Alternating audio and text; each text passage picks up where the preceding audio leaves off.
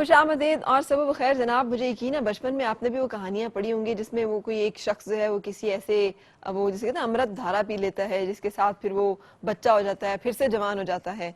और आजकल के दौर में हमें लगता है कि अमृत धारा कोई बहुत ही ज्यादा कॉमन होता जा रहा है, इसलिए कि बहुत सारे लोग अपनी एज को बड़ी अच्छी तरह मेंटेन करते नजर आते हैं, विच इज गुड, जो कि बड़ी अच्छी बात है। एजिंग बुरी नहीं है, लेकिन एजिंग के असरात आपके ऊपर आना, और जबकि आप वक्त से पहले खास तौर पे अपने ऊपर तारी कर लें बुढ़ापे को, तो ये एक ऐसा मसला है कि जो काबिले इलाज भी है और इलाज हो भी सकता है, इसका हल भी है।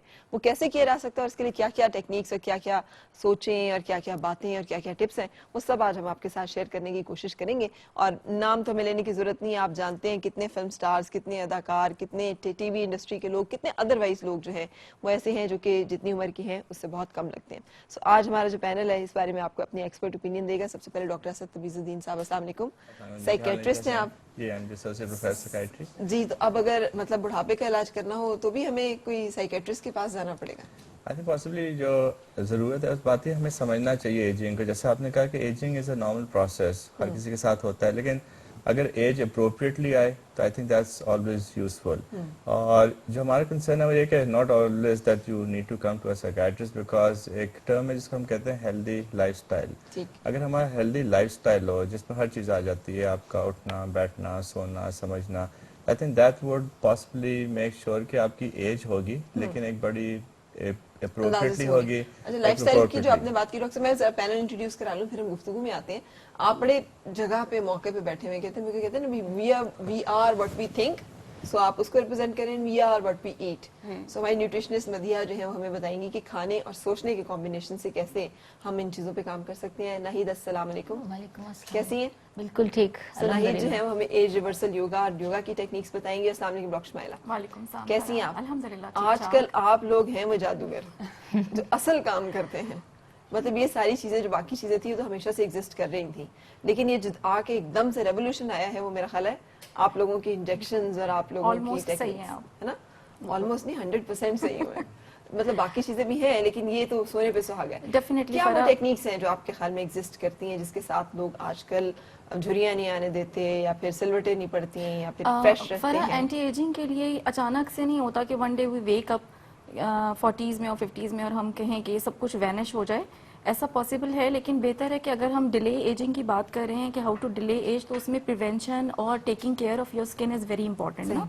तो उसमें शुरू से चीज़ शुरू हो जाती है, जैसे आप जैसे अपने बच्चे हैं उन्हीं में चीज़ इनकॉपरेट करें शुरू से कि हेल्दी वही लाइफस्टाइल से लेके हेल्दी ईटिंग, और उसके बाद स्किन की हेल्थ की जो टेकिंग केयर है वो किस तरह से करनी है, कैसे करनी उसमें जो है सन प्रोटेक्शन बहुत इंपॉर्टेंट है, नंबर 1। जब आप बच्चे हैं तो ऑब्वियसली तब से ही आपको सन प्रोटेक्शन करनी है, यानी कि जो मैक्सिमम आवर्स हैं सन के उसमें अपनी स्किन को कैसे प्रोटेक्ट करना है। उसके बाद एक्सफोलिएशन है, एक सर्टेन एज में 20s में जब आप आते हैं आपका एक्सपोजर होता है एनवायरमेंटल असॉल्ट से और बहुत ज़्यादा डस्ट से और सब कुछ, तो उसमें जो है एक्सफोलिएशन है, फिर मॉइस्चराइजेशन है according to your skin type, और प्रोडक्ट्स यूज करने हैं आपने according to your skin type.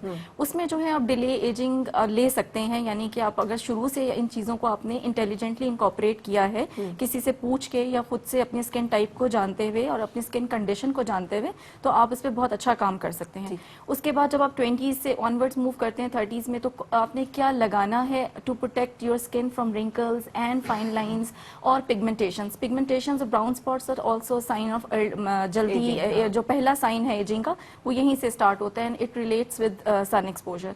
और इसी तरह रिंकल्स और फाइन लाइंस भी जो आते हैं वो भी कोलेजन जो है उसके ब्रेकडाउन की वजह से आते हैं, जो एज के साथ साथ रिन्यू नहीं हो पाता। तो उसमें जो है फिर 30s में आपने कौन से सिरम्स लगाने हैं, vitamin C serums are very important, antioxidants जो हैं स्किन के लिए, पेप्टाइड्स हैं, कॉपर पेप्टाइड्स हैं, हेलुरोनिक एसिड है, इसके बेस्ड आपने प्रोडक्ट्स लगाने हैं। और फिर उसके बाद ऑब्वियसली हमें साथ साथ प्रोसीजर की हेल्प लेनी पड़ती है, इसलिए कि बहुत ज़्यादा सॉल्ट है, कुछ हमारे स्ट्रेस हैं लाइफ में इस तरह के, वो सारा कुछ मिल के जो है स्किन को बहुत ज़्यादा जल्दी ख़राब करते हैं, वियर एंड टेयर बहुत होती है। बिल्कुल सही। स्ट्रेस की बात होगी डॉक्टर साहब, आपकी तरफ आती हूँ कि जिंदगी में सब लोग तकरीबन अगर एक जैसे लाइफस्टाइल में रह भी रहे हों, तब भी हम देखते हैं कि कुछ लोग तो उस लाइफस्टाइल की वजह से रहने में ठीक है, कुछ लोग उसकी वजह से बीमार भी हैं, कुछ लोग उसकी वजह से खुश हैं, कुछ ना खुश हैं। तो फिर इसका मतलब है कि ये फिर कुछ इंडिविजुअल पे भी बात आ जाती है। इंडिविजुअल भी, और आई थिंक शमाइला ने बड़ी अच्छी बात की कि ageing actually is not a one day process. हो ही रहा होता है जैसे ना डिफरेंट स्टेजेस बताएंगे 20s 30s में तो सिमिलरली एज यू सेड कि हर इंडिविजुअल डिफरेंट है। अब हम यहाँ जितने भी लोग हैं, हम जेनेटिकली, सोशली, साइकोलॉजिकली सारे फर्क हैं। सही। और इन्फॉर्मेशन हम सबको होती है कि हमने हेल्दी लाइफस्टाइल कैसे गुजारना है, लेकिन एक चीज़ जो हमारी सारी इन्फॉर्मेशन को डिस्टर्ब कर देती है वो हमारी स्ट्रेस है। अब स्ट्रेस जो है वो ऑब्वियसली वुड मैटर के आपके लिए हो सकता है एक चीज़ स्ट्रेसफुल हो, मेरे लिए एक चीज़ स्ट्रेसफुल ना हो, लेकिन अगर हम अपनी ज़िंदगी में कॉन्फ्लिक्ट ना रखें, हम अंडरस्टैंड करें कि ये जो स्ट्रेस है ये स्ट्रेस क्यों बिल्डअप हो रहा है, ये एक छोटी सी बताएगा हमें कोई काम करना है स्ट्रेसफुल क्यों हो रहे हैं, उसको अगर हम रिजॉल्व कर लें तो हमारी ज़िंदगी में बड़ा सुकून और पीस आ जाएगा। सही। लेकिन अनफॉर्चुनेटली इंफॉर्मेशन होती है, खाना हमने क्या है, हमने सोना किस वक्त है, हमने पहनना क्या है, हमने काम क्या करना है, लेकिन हम करते नहीं, ठीक। नियत नहीं होती। तो क्या हम ये आपके कहने का मतलब है कि जो लोग हमें ज्यादा देर तक जवान या सेहतमंद या लंबी जिंदगी गुजारते हुए, सेहतमंद जिंदगी गुजारते हुए नजर आते हैं, वो लोग होते हैं जिनको जिंदगी में कभी कोई स्ट्रेस मिला ही नहीं होता या उनको स्ट्रेस से कोई जरूर ताल्लुक उनको है? मिली होती है, लेकिन उनकी अंदर एक बड़ी क्वालिटी होती है पॉजिटिव थिंकिंग की। अच्छा। उन्होंने उस स्ट्रेस को हमेशा पॉजिटिवली सोचा हो। फॉर एग्जांपल अगर आजकल के ज़माने में पाकिस्तान में बात करें, क्या हम 20 करोड़ लोग ये कह सकते हैं कि पाकिस्तान में सब खराबी है? No, I think positive thinking है कि जहाँ खराबी है वहाँ अच्छाइयाँ भी बहुत सारी हैं। अगर हमारी सोच पॉजिटिव, हम सुबह उठे और हम कहें कि नहीं आज हमने ऑफिस जाना है, हमने काम पे जाना है, हमने बहुत सारी चीज़ें परफॉर्म करनी है, और हम उसको बर्डन ना लें, हम उसको कहें कि ये हमारा काम है, हम अर्न कर रहे हैं, हम काम कर रहे हैं, हम कंट्रीब्यूट करें, हम किसी की भलाई के लिए कोई काम करें, तो वो बर्डन शिफ्ट हो जाएगा टुवर्ड्स एंजॉयमेंट। और आप वही काम करेंगे और आप सारा दिन स्ट्रेसफुल नहीं होंगे, वरना सारे दिन आप ऑफिस में कॉन्फ्लिक्ट में होंगे, जिंदगी में क्या हो गया, खराबी हो गई, मुझे क्या मिल रहा है, एंड पे क्या हो रहा है। So you know this is a stress. अब ये यानी स्ट्रेस जो है वो किसी भी हालात को मनफी तौर पर लेना और मनफी उसमें से नतीजे अखज़ करना या उसको मनफी तौर पे अपने ऊपर तारी करना, वो स्ट्रेस है जो कि आपको तबाह करता है या डैमेज करता है। एग्जैक्टली, नेगेटिव थिंकिंग, मतलब वही चीज जो एग्जिस्ट कर रही है, अगर आप उसको पॉजिटिवली लेंगे तो आपके लिए लेस स्ट्रेसफुल होगी। ठीक है, कुछ चीजें ऐसी हैं जिसको आप रोक नहीं सकते, स्ट्रेसफुल होंगी, लेकिन डे टू डे एक्टिविटीज में बहुत सारी चीजें आप अपनी पॉजिटिव थिंकिंग के साथ लेस स्ट्रेसफुल बना सकते। बिल्कुल सही। अच्छा, एक सवाल जो है वो मैं छोड़ते हुए आपकी तरफ जो है वो आगे जाऊंगी, बल्कि सवाल थोड़ा सा डॉक्टर शुमाइला की तरफ से टॉस करके वापस आते हैं। आप जिसके पास जब लोग आते हैं, और बहुत सारे लोग ऐसे होते हैं जो कि मुख्तलिफ ट्रीटमेंट्स के लिए आ रहे होते हैं, क्या आपने कभी महसूस किया है कि वो एक ही ट्रीटमेंट किसी एक शख्स को दिया तो फर्क कुछ और था और दूसरे को दिया तो फर्क कुछ और था?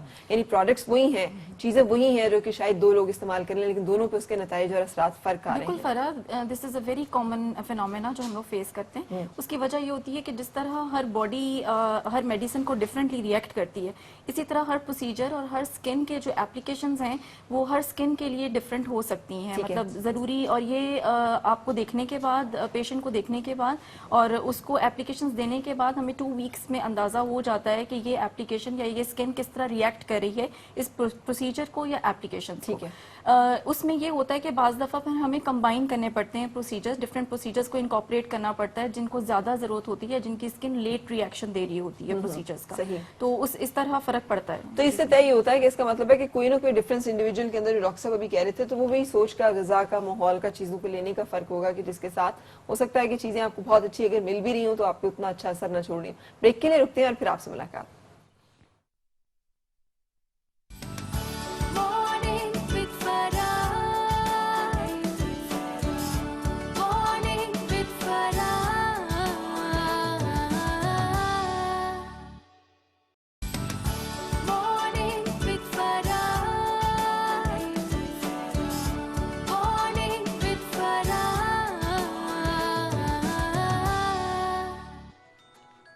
खुश आमदीद और सुबह बखैर जनाब। हम आज बात कर रहे हैं कि अपनी एजिंग का जो प्रोसेस है उसे कैसे हमने आहिस्ता करना है ताकि ज़्यादा देर तक हम सेहतमंद लंबी ज़िंदगी पा सकें और उसको एंजॉय भी कर सकें।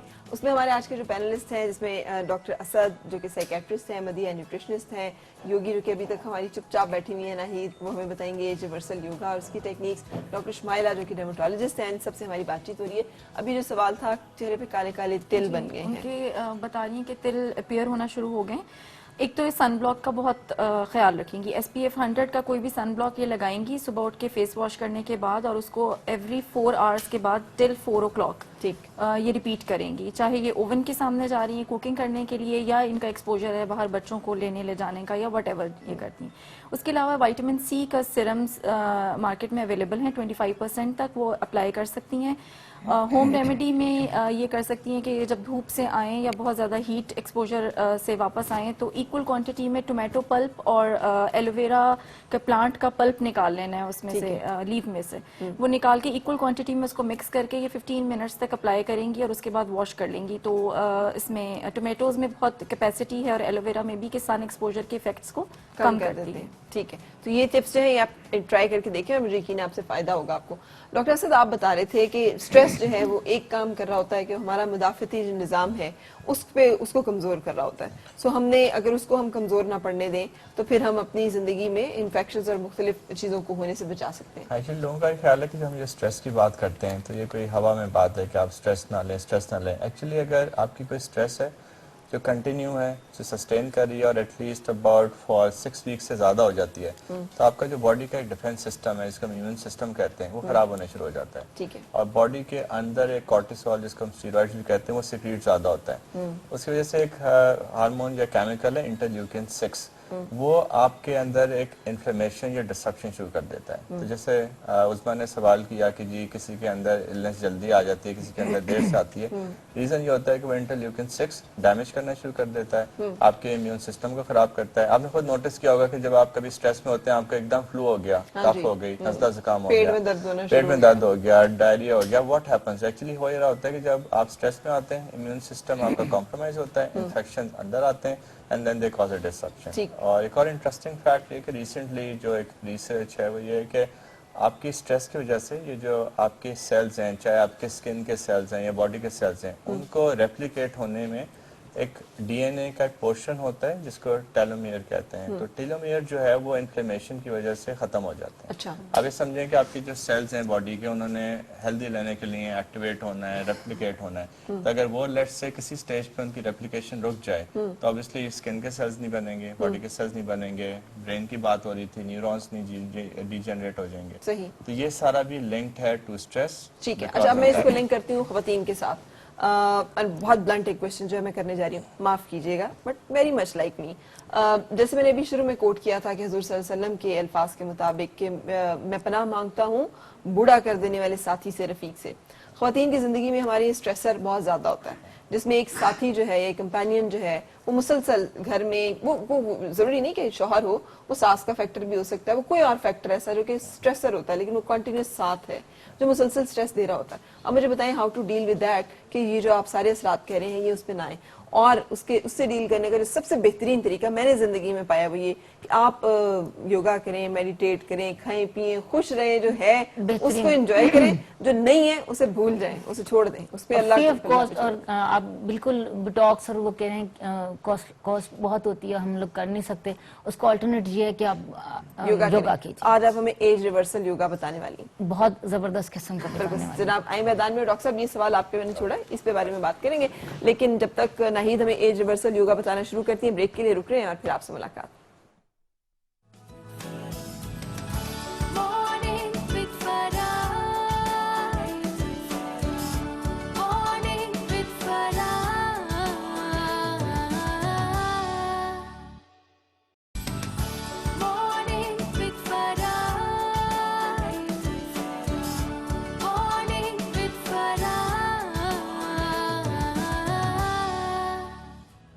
आप खुश आमदीद और सुबह बखैर। आज हम बात कर रहे हैं कि एज को कैसे हम ज्यादा देर तक अपनी उम्र को बढ़ने से रोक सकते हैं और बुढ़ापे के असरात को कम से कम कर सकते हैं। हमारे बाकी तमाम एक्सपर्ट तो शेयर कर ही रहे हैं। माइंड साइंसेज के गुरु प्रोफेसर मुइज जो हैं हमारे साथ इस वक्त लाइन पे हैं। अस्सलाम वालेकुम प्रोफेसर साहब, कैसे हैं? वालेकुम अस्सलाम जी, ठीक ठाक है फरहान? बिल्कुल, अल्लाह का शुक्र, शुक्रिया। आपने एक दूसरे चैनल पे लाइव होते हुए भी थोड़ा सा वक्त निकाला हमारे लिए। अच्छा, मैं ये जानना चाह रही थी कि क्या दिमागी तौर पे भी कुछ ऐसी तरकीब है कि हम ट्रिक्स ऐसी यूज कर सके जिसके साथ हम बुढ़ापे और उसके असरात को ज्यादा देर तक रोक सकें आने से?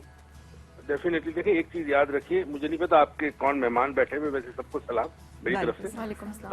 आपका जो एजिंग प्रोसेस है ना, ये एक्टिवेट होता है जैसे जैसे आपकी एज बढ़ती है, उसमें कोड होता है, जेनेटिक कोड होता है, इतने एज के बाद ही एक्टिवेट होता है। ठीक। अब आपकी लाइफस्टाइल बड़ी डिटरमिन करती है कि आप एजिंग फास्टर होगी या स्लो होगी। ठीक। अगर आपकी लाइफस्टाइल एक्सरसाइज है, प्रॉपर डाइट है, रिलैक्सेशन है, मेंटल एटीट्यूड सही है, माफ करने की आदत है, दरगुजर करने की आदत है, तो आपकी एजिंग प्रोसेस स्लो हो जाएगी और स्ट्रेस से एजिंग प्रोसेस बढ़ेगी। तो पहले तो ये चीज समझ लें। सही। अब माइंड साइंसेज में ये चीज बड़ी इंपॉर्टेंट समझी जाती है कि जितने भी, अगर आपने सुना हो कि योगी थे, योगा करते थे, मेडिटेशन करते थे, इनकी ना सिर्फ उम्रें बड़ी होती थी मगर इनके चेहरे पे ऐसा लगता था जैसे ही सदा के जवान है, बच्चे हैं अभी तक। हाँ, तो आबे हयात का जो कॉन्सेप्ट है वो ये है कि इंसान का जहन अगर हालात और माहौल के लिहाज से, जैसे फॉर एग्जाम्पल अगर सर्दी है तो सर्दी के अंदर किस तरह सोच होनी चाहिए, गर्मी में क्या सोच होनी चाहिए, जिंदगी में जो चैलेंजेस आते हैं उसको कैसे सामना करना है, उसको फैसले कैसे करना है, ठीक। तो उस हवाले से इंसान की एजिंग प्रोसेस जो है वो स्लो डाउन हो जाती है। ठीक। और इसमें एनएलपी, न्यूरो लिंग्विस्टिक प्रोग्रामिंग बड़ी हेल्प करती है। वो एनएलपी की कोई टेक्निक्स बताइए ना, बहुत सारे लोग आपसे जाना। एनएलपी की टेक्निक के अंदर एक टेक्निक होती है, उसे कहते हैं सब मोडालिटी चेंज कहते हैं। अच्छा, अब आप ये करेंगे किसी ऐसे शख्स को कि जिसने एजिंग प्रोसेस स्लो हो, जो जवान लगता हो बड़ी एज में भी, उससे कुछ सवालात पूछने, उसकी एक मेंटल, अनकॉन्शियस मेंटल स्ट्रेटेजी होती है, हाँ जी। जिसे खुद नहीं पता होता। आपने वो स्ट्रेटेजी एक्सट्रैक्ट करनी होती है, एक लिस्ट ऑफ क्वेश्चंस होते हैं, और उसके बाद वो जो कहता है ना, मिसाल के तौर पर, अच्छा जी, आप जब खाना आपके सामने होता है तो आपकी सोच क्या होती है? वो कहे जी अच्छा मैं इस तरह सोचता हूँ। अच्छा, खाना खाते वक्त आप खुश होते हैं, नमक ज्यादा हो कम हो कोई फर्क पड़ता है? वो कहता नहीं। तो ये सोच आपने अपनानी होगी अपने अंदर, आपने कॉपी पेस्ट करना होता है उसकी, उस स्ट्रेटेजी को। ठीक है। जब आप करते हैं तो आपके सेल में ये इन्फॉर्मेशन जाती है और इवेंचुअली आपकी एजिंग प्रोसेस स्लो हो जाती है। मगर एक चीज याद रखिए, एक लॉ है, एक रूल है यूनिवर्सल का, वो ये है कि इंसान अगर अपने दिल के अंदर दूसरों के लिए बुक्स, कीना, हसद ना रखे, वो इंसान आराम से बूढ़ा होता है, जल्दी बूढ़ा नहीं होता। बिल्कुल सही, और मरता भी बड़े सुकून और आराम के साथ है, जो कि जिंदगी का ultimate. Thank you so much professor Moiz, आप साथ रहे और आपने हमसे अपनी बातें जो एक्सपर्टीज शेयर की। डॉक्टर साहब, अल्टीमेटली बात स्ट्रेस फैक्टर पर ही घूम घुमा के आके वहां पे रुकती है। अच्छा, दो एस्पेक्ट हैं। अब सुबह से हम बात कर रहे थे स्ट्रेस के बारे में, हमें पता चल गया जी स्ट्रेस जो है वो बड़ी डेवस्टेशन कॉज कर देती है। हाँ, और हम अभी इसमें एक और एंगल से आपसे हाँ जी। बात करें कि खवातीन जो जज्बाती तौर पर बिल्कुल। ज्यादा मैं तोड़-फोड़ का उसी की शिकार तरफ आ रहा हूँ, क्योंकि दो क्वेश्चन हैं। एक तो ये कि जी स्ट्रेस है, हम अपनी मुस्बत सोच से ठीक कर सकते हैं, हम अच्छाई के साथ रहें, हम अपने तौर तरीके बेहतर कर रहे हैं, हेल्दी लाइफस्टाइल कर लें, खाने पीने के तरीकाकार को बेहतर कर लें। ठीक। आई एम श्योर कि दिस विल हेल्प, आपकी एजिंग प्रोसेस रुक जाएगी। अब अगला सवाल ये आता है कि इस सब के बावजूद कोई ऐसे सिचुएशन में आ गए कि जहाँ ये नहीं हो सकता। जी। फॉर एग्जाम्पल, एक बहू है, वो कहती है जी मेरी सास मेरे साथ अच्छी नहीं है, मेरा मियाँ मेरी बात नहीं सुनता, किचन मेरी मर्जी से नहीं चलता, घर में एक डेवस्टेशन हुई, एक जॉइंट फैमिली सिस्टम है जो रोजमर्रा के हमारे मसाइल हैं। अब वहाँ क्या किया जाए? अगर हम उनको कहें कि नहीं जी आप पॉजिटिव सोचे हो, कहें कब तक? अगर हम उनको कहें कि नहीं अपने हेल्दी लाइफस्टाइल को मेंटेन करूँ, कहें किचन मेरे काबू में नहीं, मैं कैसे करूँ? एक्चुअली इशू ये है कि हमने, हर किसी ने अपनी एक आइडियल वर्ल्ड बनाई है। अब वो जो बहू है वो चाहेंगी कि जिस तरह मैंने सोच लिया है, सास इसी तरह हो, मियाँ इसी तरह हो, किचन इसी तरह हो, हम सेकंड ऑप्शंस के बारे में नहीं सोचते। तो जो हल है वो ये है कि इन सारे मसाइल का एक हल है जिसको हम सिंपल लफ्जों में प्रॉब्लम सॉल्विंग कहते हैं, कि आप कुछ देर के लिए तसल्ली से बैठ जाएं और सोचें कि अगर हम ये चाहें कि सास ऐसी हो जाए, घर अलग हो जाए, किचन हमारी मर्जी से चले, पॉसिबल या अभी पॉसिबल नहीं है। ठीक है। अब सेकंड ऑप्शंस क्या हैं? क्या ये हो सकता है कि ठीक है, अगर मेरी सास से ताल्लुकात अच्छे नहीं, कम से कम मैं सलाम दो वाली रिलेशनशिप रखूं? ठीक है। क्या मेरे पॉसिबल है कि मियाँ को मैं कंफर्ट दूं और उनके सास के बारे में इतनी गलत बातें ना करूं कि वो आग बगोला हो जाए? या क्या मैं किचन में कोई टाइमिंग रख लूं कि जिस पर बाकी लोग हैं मस वक्त ना जो मैं अपना टाइम रख लूं? यानी ये तय कर लिया जाए कि अच्छा अब यही सूरत हाल, नुकसान तो हो गई, नुकसान किस दर्जे पे हम आपने लेना है, आप उसको तय कर लें। प्रॉब्लम को हल करें। हमारा एक्चुअली ब्रॉटअप जो है वो इमोशन बेस्ड है। हमारे यहाँ जब प्रॉब्लम आती है तो हम परेशान होते हैं, गुस्से में आते हैं, इरिटेबल हो जाते हैं, मारधाड़ कर लेंगे, दूसरे की लगाई बुझाई कर लेंगे। अगर उस वक्त हम एक गिलास ठंडा पानी पी के तसल्ली से सोचें कि ये हम जो अगले कुछ हफ्ते परेशानी में, कॉन्फ्लिक्ट में, डिस्ट्रेस में गुजारेंगे और अपने ब्लड प्रेशर को रेस करेंगे, स्ट्रेस फैक्टर ऊपर जाएगा, एजिंग की तरफ जाएंगे, हम उसको प्रिवेंट क्यों ना कर लें? हम सोचें कि सेकंड ऑप्शन क्या है, हल क्या है, मसाइल का हल क्या है, जो परफेक्ट नहीं होगा बट एटलीस्ट आपको प्रेशर, स्ट्रेस और कॉन्फ्लिक्ट से बचा लेगा। बिल्कुल ठीक। और ये आप रोजमर्रा जिंदगी में हर जगह कर सकते हैं, मतलब ऑफिस में कर सकते हैं, आपका बॉस आपके साथ सही नहीं है, आप जहाँ काम करते हैं वहाँ खुश नहीं है, आप ट्रैफिक पे अगर खुश नहीं है, लेकिन आप जब तक ब्लेम करते रहेंगे, अपने आप को परेशान करते रहेंगे, ऑप्शंस कोई इसकी नहीं है। बिल्कुल सही है, बड़ी नेगेटिव सा एक शेर है, लेकिन है सादा, एक ताल्लुक रोग बन जाए तो उसको तोड़ना बेहतर, लेकिन उसे रोग बनने ही नहीं देना चाहिए। जिन चीजों को आपने तोड़ना नहीं है फिर उनको स्टेज पे ना लेके जाएंगे जहाँ पे वो आपके लिए इतनी तकलीफ दे हो जाए। और जैसे डॉक्टर शमाइला आप कह रही थी कि अक्सर स्किन की बीमारियां और एजिंग से रिलेटेड जो चीजें उनका नफ्सियात अभी से डॉक्टर ताल्लुक साहब होता बता है। रहे थे कि स्ट्रेस से इम्यूनिटी जो है आपकी लो होती है या इम्यूनिटी में डिस्टर्बेंसेस पैदा होती हैं, तो बिल्कुल 80-90% जो स्किन डिजीजेज हैं और डिसऑर्डर्स हैं जिनमें विटिलिगो, छोटे से छोटा एक्नी और हेयर फॉल से लेके बड़े से बड़े जो ऑटोइम्यून डिसऑर्डराइसिस फुलबेरी, है, फुलबेरी जिसको विटिलिगो कहते हैं, उसके अलावा लाइकन प्लेनस है जो धब्बे पड़ना और उसमें खारिश आना, एक्जिमा है, ये सारे जो है ऑटोइम्यून डिसऑर्डर्स हैं। सही। इसमें इम्यूनिटी का बहुत रोल है। तो इसमें हमें जब हिस्ट्री लेते हैं पेशेंट की तो अक्सर हमारा सवाल ये होता है कि क्या आप 2-3 महीने के अंदर किसी बड़े स्ट्रेस से गुजरे हैं, कोई फैमिली में स्ट्रेस है या कोई एग्जाम्स दे रहे हैं, तो वो उसके पीछे कोई ना कोई इस तरह की हिस्ट्री स्ट्रेस की जरूर होती निकल है। आती है। सो इससे अपने आप को इस लेवल पे मेंटेन करना, जज्बाती लेवल पे, नफ्सियाती लेवल पे, कि आप वहाँ पे सेहतमंद हो, बहुत जरूरी है अगर हमने अपनी जिंदगी को सेहतमंद और खूबसूरत और तादेर जवान रखना। ब्रेक के लिए रुकने के बाद जी एक बड़ी सिंपल स्ट्रैटेजी है जिसमें इंतहाई कॉस्ट इफेक्टिव, जिसमें आपके पैसे नहीं लगते। अगर सिर्फ आप दिन में 15 मिनट अपने लिए निकालें, जिसमें बैठ के आपने सिर्फ ये सोचना है कि मैं कर क्या रहा हूँ, मैं सही कर रहा हूँ, गलत कर रहा हूँ, मैंने आगे करना क्या है। सही। आई थिंक आप सेल्फ एवेलुएट कर लेते हैं ठीक है। और आपको अपनी रोजमर्रा की भाग दौड़ में एक टाइम मिलता है जहाँ आप सोच सकते हैं, स्ट्रैटेजी सोच सकते हैं, मैंने आगे क्या करना। बिल्कुल सही। ब्रेक के लिए रुकेंगे और ब्रेक के बाद हमारी जो न्यूट्रिशनिस्ट है वो आपको बताएंगी कि खाने में कौन कौन सी ऐसी चीजें हैं जिनसे हमें फर्क पड़ सकता है और फायदा मिल सकता है बुढ़ापे और उसके असरात को देर तक रोकने में। ब्रेक के बाद मुलाकात। Morning with Farah. Morning with Farah.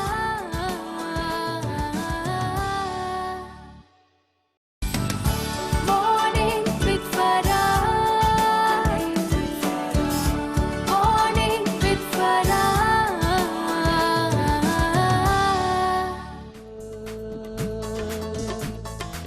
ओ तेरे बाजों दिल दिया मैर मवे, तेरे बाजों दिल दिया मैर मवे, साड़ा दिल किधरे नहीं लगदा, तेरे बाजों दिल दिया मैर मवे, साड़ा दिल किधरे नहीं लगदा। मेरी लूलू विच हो, मेरी नस नस विच हो, मेरी लूलू विच, मेरी नस नस विच तेरी याद दा तुम्बा वजदा ई, आ जा अखियां उड़ीकदियां दिल बाजा मारदा, अखियां उड़ीकदियां दिल बाजा मारदा। आजा परदेसिया, आजा परदेसिया, वास्ता ही प्यार दा। आजा तैनू अखियां उड़ीकदियां, छेती आजा ढोलना वे तैनू अखियां उड़ीकदियां। ओ रामा तक तक थक गईयां मैं, रामा तक तक थक गईयां मैं, गलियां बह बह अक गईयां मैं, गलियां बह बह अक गईयां मैं। एक एक पल दिल गिन के गुजारदा, एक एक पल दिल गिन के गुजारदा। आजा परदेसिया, आजा परदेसिया, वास्ता ही प्यार दा। आजा तैनू अखियां उड़ीकदियां, छेती आजा ढोलना वे तैनू अखियां उड़ीकदियां, छेती आजा ढोलना वे तैनू अखियां उड़ीकदियां।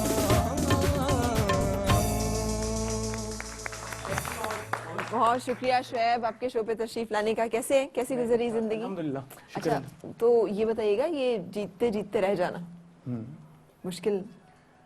मुश्किल तो है काफी, लेकिन ये कि मेरे सामने मेरे बाबा बैठे थे और जब वो मेरे सामने होते थे मैं दुनिया की कोई भी मुश्किल से आराम से निकल जाता। गुजर जाता हूँ। सही। लेकिन अंदाजा था कि मैं जीत सकूंगा, यहाँ तक पहुंच सकूंगा पहले तो कि मैं नहीं, मुझे बिल्कुल इस चीज का अंदाजा नहीं था। हाँ, मुझे ये पता था कि मेरा अल्लाह मुझे इज्जत जरूर देगा। और जब ऑडिशंस के लिए गया तो तब भी मुझे यही लगा कि मैं सबसे लास्ट हूँ, मतलब मैं सिलेक्ट नहीं होने वाला। और टिल फाइनल तक मुझे ये लग रहा था बस ये अब मैं गया और ये अब मैं गया और ये अब मैं गया, लेकिन वो अल्लाह पाक है जिसने इज्जत दी है। बिल्कुल, इज्जत और जिल्लत उसी के हाथ में है और वही देता है इंसानों को बेशक। जिसको देना चाहिए। क्या खास था आप में ऐसा जो अब आप सोचते हो, फर्क क्या था और पार्टिसिपेंट्स में और आप में?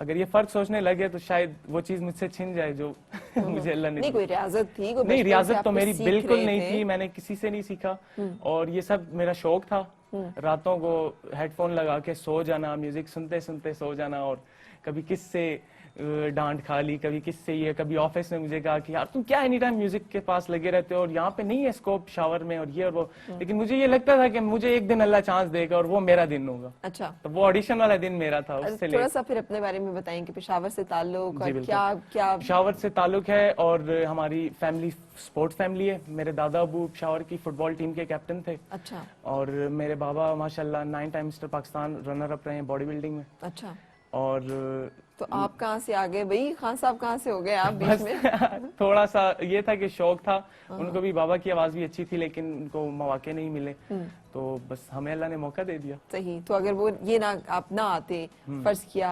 पाकिस्तान आइडल कंपटीशन में, तो क्या कर रहे होते? मैं जर्नलिस्ट था उससे पहले, और बहुत सी ऐसी जगहों पे हमने कवरेजेस की हैं जहाँ पे आपको पता है पेशावर के हालात कैसे गुजरे हैं। तो ऐसी चीजें अल्लाह पाक ने बताई हैं कि वो मेरे लिए बहुत ऐसा था कि मैं उसको भुला नहीं सकता उस चीज को। जब भी मैं बहुत ज्यादा खुश होता हूँ तो मुझे वो चीज याद आती है, और जब मैं वहाँ बहुत ज्यादा खफा होता था तो मुझे म्यूजिक याद आता था। तो मिला जुला के जिंदगी Yes. जो है वो गुजर चल ही जाती रही है। सही। अच्छा, तो अब आगे क्या प्लान्स हैं, क्या इरादे हैं, क्या सोचा है? ऐसा है कि जब म्यूजिक में कदम रख ही लिए तो पानी की छींटों से डरने की जरूरत नहीं है। हाँ, जब ओखली में दिया हाँ, सर तो मुस्लों का तो क्या डर? अब ऐसा है कि अब इस फील्ड को अपनाना है और इंशाल्लाह इसी में नाम करना है। ठीक। और किसको आइडलाइज करते हैं, किसको? उस्ताद नुसरत फतेह अली खान साहब। ठीक। और उसके बाद? उनके बाद तो बाकी सारे ही वो गुलदस्ता है और बाकी सारे फूल हैं। शुक्र आपने किसी इंडियन का नाम नहीं लिया, वरना लोग पहले किसी इंडियन का नाम लेते हैं और बाद में उन्हें पाकिस्तानी ढूंढने पड़ते हैं कि अच्छा पाकिस्तान में। नहीं, इंडिया में काफी ऐसे सिंगर हैं जो खान साहब से इंस्पायर हैं। इंस्पायर तो सब भी हैं, और बिल्कुल। उनकी कंपोजिशन चुरा चुरा के अपने नए नए गाने बना के हिट बनाते हो हैं। रहे हैं। हाँ हाँ, खान साहब को अल्लाह ताला ने खान साहब कमाल दिया था। बहुत बहुत। अच्छा जी, हम एक ब्रेक के लिए रुकेंगे और ब्रेक के बाद फिर आपसे मुलाकात। Morning with Farah. Morning with Farah.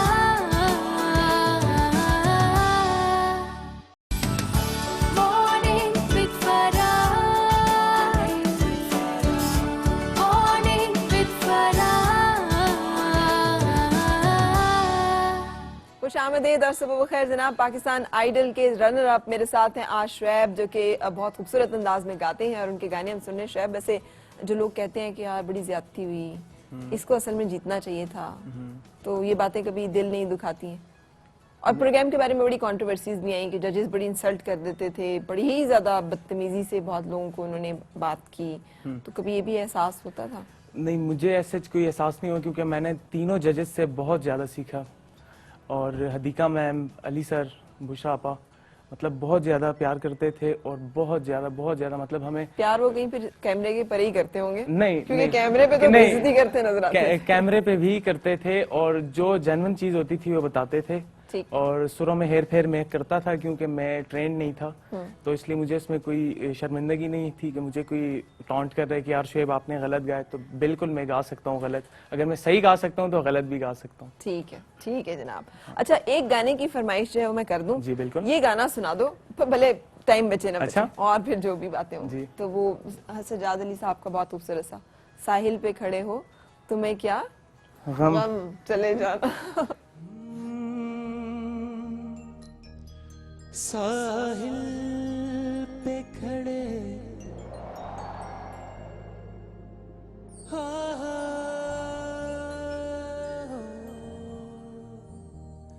साहिल पे खड़े हो तुम्हें क्या गम चले जाना।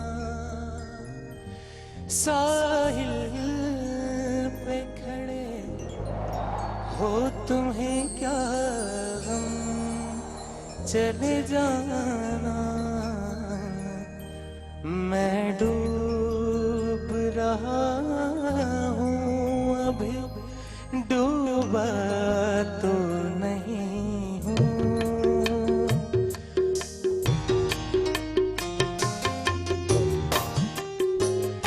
मैं डूब रहा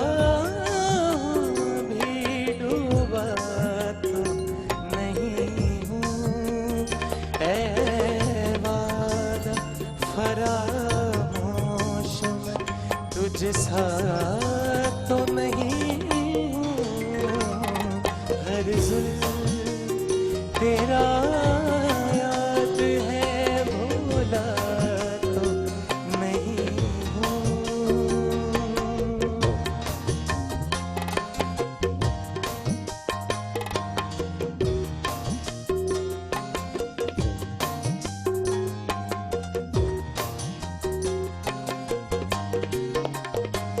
चुपचाप सही मसले हतन वक्त के हाथों हो चुपचाप सही मसले हतन वक्त के हाथों मजबूर सही वक्त से हारा तो नहीं हूँ ऐ वादा फरामोश तुझ सा तो नहीं हूँ हर जुल्म तेरा याद है भूला तो नहीं हूँ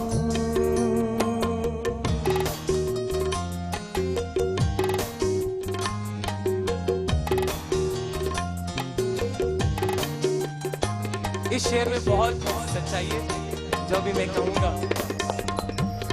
मुस्तर क्यों मुझे देखता रहता है ज़माना मुस्तर क्यों मुझे देखता रहता है ज़माना दीवाना सही उनका तमाशा तो नहीं हूँ दीवाना सही उनका तमाशा तो नहीं हूँ ऐ वादा फरामोश में तुझ सा तो नहीं हूँ हर जुल्म तेरा याद है भूला तो नहीं हूँ हर जुल्म हर जुल्म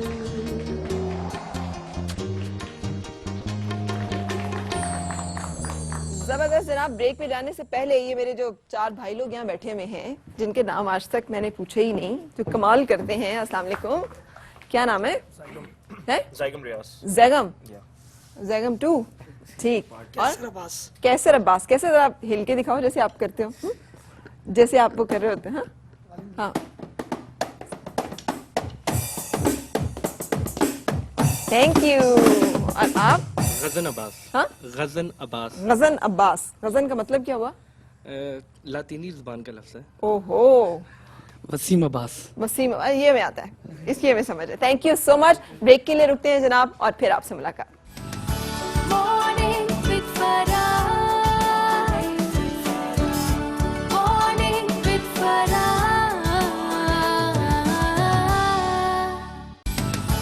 Morning with Farah. Morning with Farah.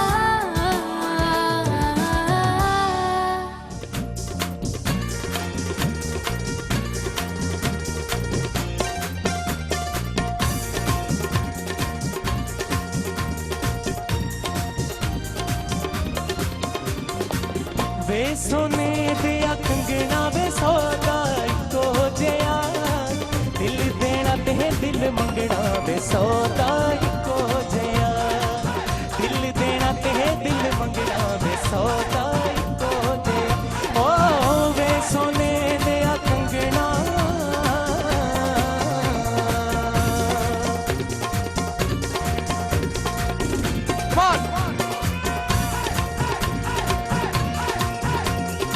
इश्क वाले वेड़े सजना बूटा प्यार वाला लाया इश्क वाले वेड़े सजना बूटा प्यार वाला लाया पत्ते पत्ते उत्ते तेरा ना लिखवाया वे पत्ते पत्ते उत्ते तेरा ना लिखवाया वे तू जेड़ी गलियों लगना वे सौदा इको जिया दिल देना ते दिल मंगना वे सौदा इको जिया दिल देना ते दिल मंगना वे सौदा इको जिया ओ वे सोने दिया कंगना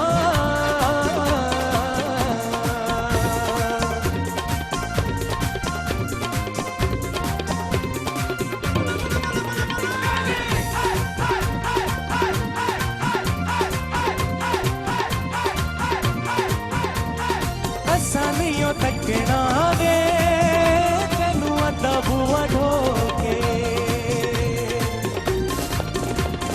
हसा नहीं तकना वे तेनू अद्धा बुआ ढोके तकना है तेनू सदा सामने खलोके तकना है तेनू सदा सामने खलोके हो तू जेड़ी गलियों लंगड़ा में सौदा इको जया दिल देना ते दिल मंगना वे सौदा इको जया दिल देना ते दिल मंगना वे सौदा इको जया ओ वे सोने दिया कंगना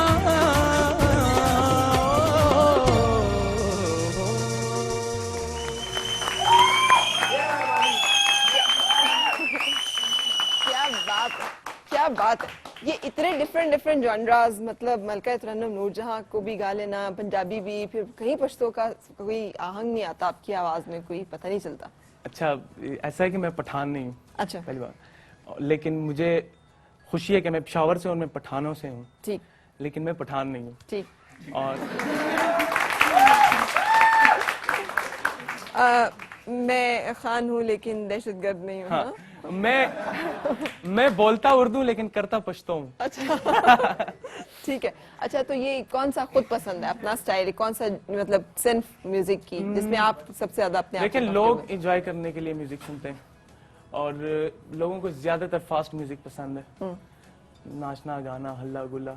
लेकिन जो लोगों की असल पहचान, जब बंदा अकेला होता है तब वो सैड म्यूजिक सुनता है, गजल सुनता है, क्लासिकल सुनता है, कवाली सही। सुनता है। ठीक, तो मेरे अंदर तो माशाल्लाह मुझे तो सब अच्छा लगता है, म्यूजिक का जो भी जॉनर हो ठीक, सब अच्छा लगता है, लेकिन लोगों के लिए करना पड़ता है ठीक। कि यही ऑडियंस है जो हमें अपनी पसंद नहीं है, जो लोग पसंद करें वही है। जो लोग पसंद करते हैं हम तो वही करेंगे। रेशमा जी का कोई गाना याद है, जहन में है इस वक्त? बिल्कुल, वो भूलने वाली चीज ही नहीं है तो रेशमा जी। फौरी तौर पे भाई लोग तैयार हैं, तो कौन सा गाना सुनाएंगे? रब्बा विछड़ जाए कदी यार तेरा, पता लग जाए विछोड़ा की, हो तेनू कहना पे जाए दुनिया नू,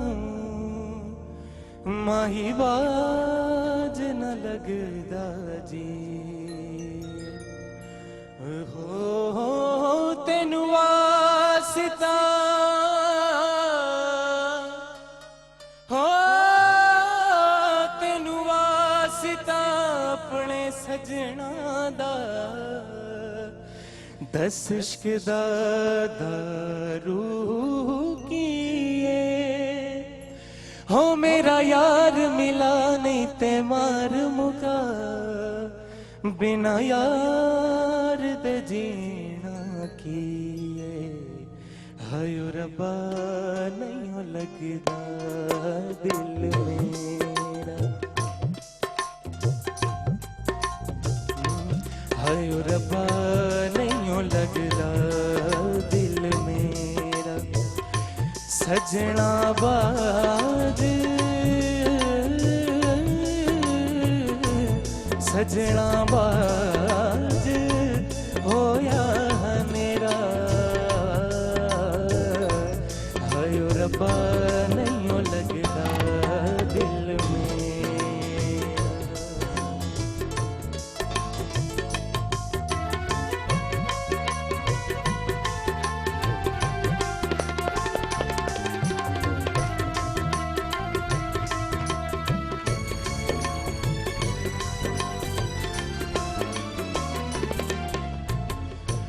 जोगी बैठा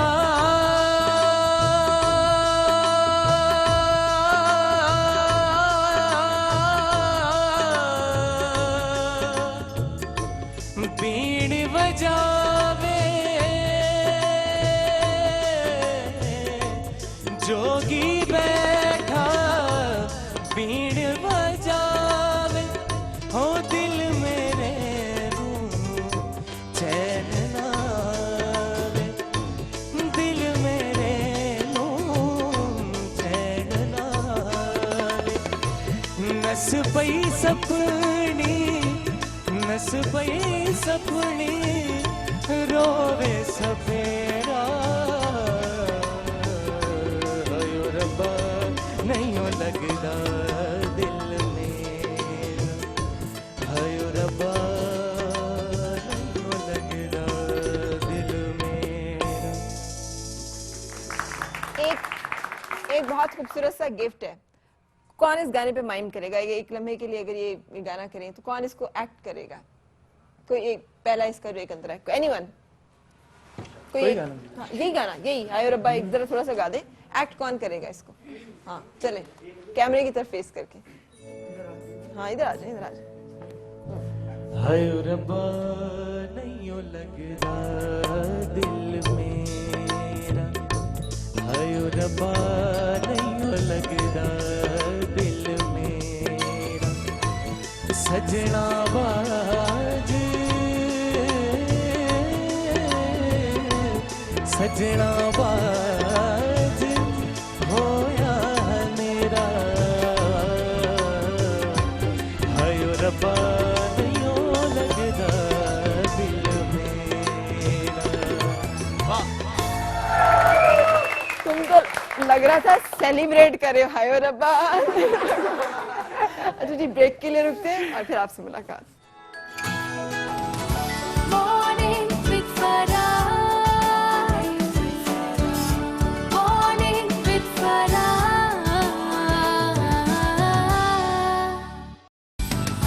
Morning with Farah. Morning with Farah.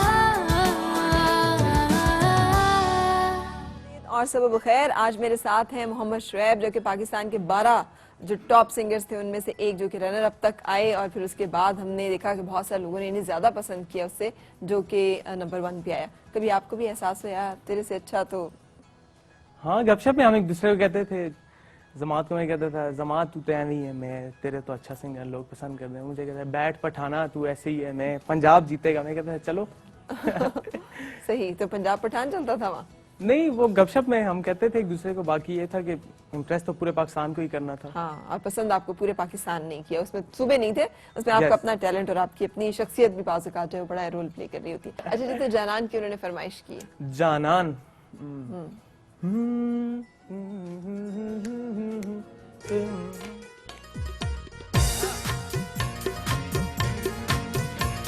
दस्तरगे जादूगरी दी दामी नाले नहीं जा दस्तरगे जादूगरी दी दामी नाले नहीं जा जाना जाना जाना चिपकी उसी सुमरा खुले दुनिया के दा जाना चिपकी उसी सुमरा खुले दुनिया के दा जाना जाना जाना जाना जाना जाना जाना जाना। बहुत खूब, जबरदस्त। थैंक यू, शुक्रिया। अच्छा, अब अगर मैं फरमाइश करूं कोई और खान साहब के गाने की, तो पूरी हो सकती है? अरे मैं आपको थका देना फरमाइशें कर करके। बिल्कुल पूरी हो सकती है। हो सकती खान है? साहब का नाम अगर मैं गाऊं ना, ये हो नहीं सकता। अच्छा, तो कौन सा सुनाएंगे जो आपको भी बहुत पसंद ऐसा होगा? गाना है ये कि जिससे मुझे बहुत पजीराई मिली आइडल में, और मैंने रिकॉर्ड कायम किया था स्टैंडिंग ओवेशंस का। साबरी साहब ने और सजाद अली साहब ने, सब ने मुझे स्टैंडिंग अरे ओवेशन दी। क्या बात है, और- कौन लोग खड़े हो रहे हैं तालियों के भी, इस बात पर ही तालियां। वो आउटस्टैंडिंग था मेरे लिए। तो मैं जिस कॉन्सर्ट में भी जाता हूँ, जहाँ भी शो करने जाता हूँ, तो सारे लोगों की ये फरमाइश होती है कि यार आप मस्त नजरों से हमें सुना दें 2-4 आई लाइन। लव सजाद अली साहब की, अल्लाह ताला ने जिंदगी दे, सेहत दे, जितनी आमीन। खूबसूरत आमीन। आवाज और जितनी अच्छी और वो शख्सियत है। बहुत समझते हैं म्यूजिक के बारे में, और उन्होंने हमें बहुत गाइड किया। सही, बहुत तो आइए जनाब मैदान में फिर आगे जी। चलें।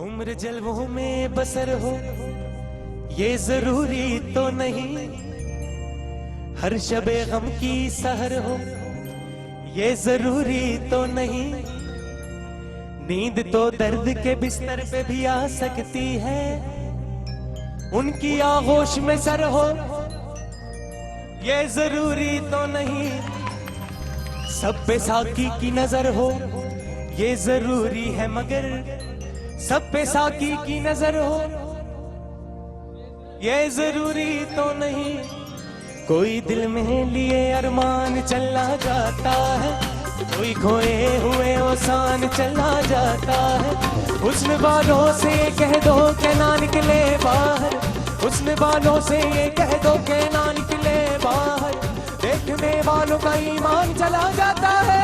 मस्त नजरों से अल्लाह बचाए, मस्त नजरों से अल्लाह बचाए, माजा मालों से अल्लाह बचाए, मस्त नजरों से अल्लाह बचाए, माजा मालों से अल्लाह बचाए।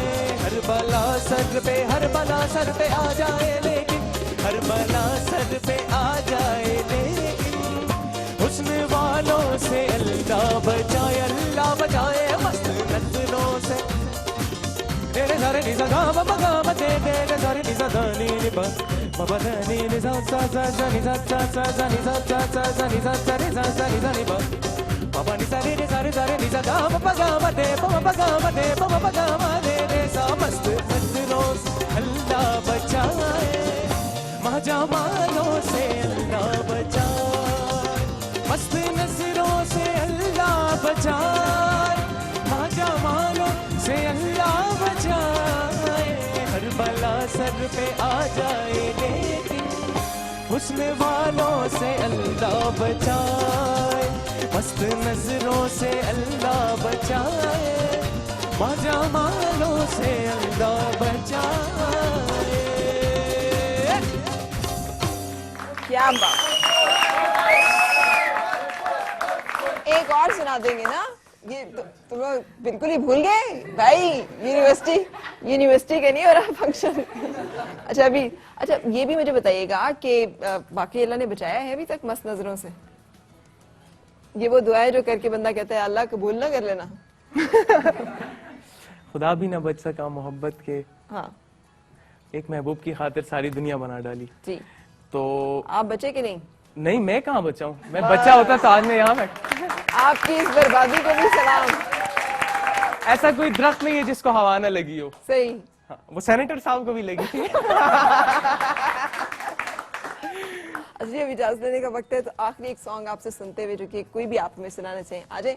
ये सॉन्ग मैं आपको डेडिकेट करूंगा। Thank you so much. इजाजत चाहेंगे जनाब इसी दुआ के साथ, आपकी हर सुबह खुशगवार, हर खुशगवार सुबह का अंजाम बखैर। मिलेंगे कल फिर, उस वक्त तक अल्लाह हाफिज जनाब। हो किन्ना सोना तेनू रब ने बनाया, किन्ना सोना तेनू रब ने बनाया, दिल करे वेखदा रवां, किन्ना सोना तेनू रब ने बनाया। ओ दिल मुड़दा नी लख समझाया, हो दिल मुड़दा नी लख समझाया, दिल कर वेखदा रवां, किन्ना सोना तेनू रब ने बनाया। सरगरे सरे सरगरे दसा, सरगरे सरे गरे गरे सरगरे दसा, सरेगा सरेगा पा दा दा दा दा दा दा दा, किन्ना सोना तेनू रब ने बनाया।